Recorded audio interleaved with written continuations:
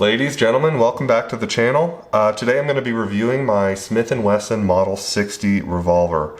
This is a J-frame revolver, so that means it is one of their smallest ones they make. Now just to go ahead and show you that this is unloaded, we'll do that here. Makes it easy with a revolver. But this is a great handy little gun.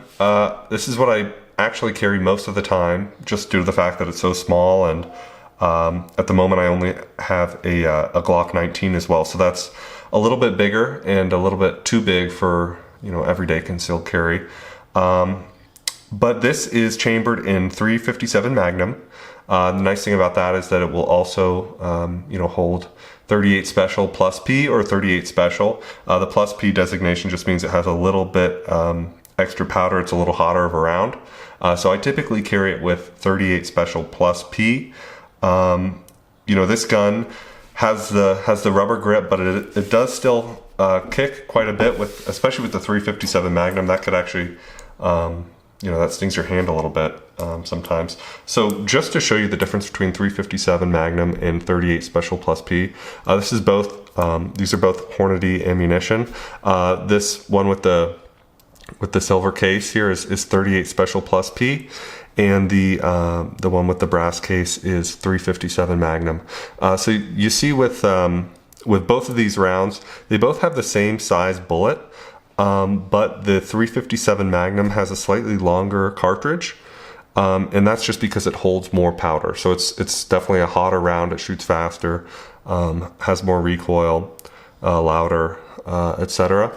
But the nice thing is with a gun chambered in .357 Magnum, it does give you that flexibility. So it's really nice. If I'm going out into the woods, I live in Colorado, so if I'm worried about bears or anything like that, I might put some .357 Magnum in there.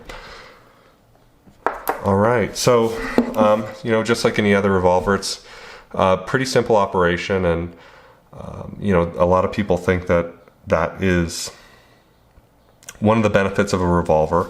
This is double action and single action, meaning that it has the exposed hammer. So you can either, and again, this is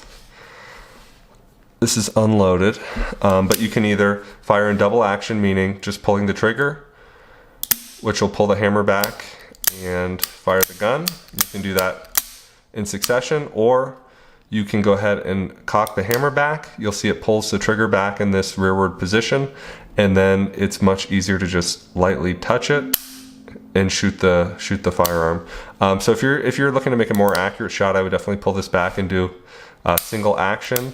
Otherwise, if it's a self-defense scenario, you're probably going to be in double action only. Now, you know, this isn't a super easy gun to shoot. Give you a look at the sights. Really, the rear sight is just this notch, and the front sight is, you know, this black sight here in the front.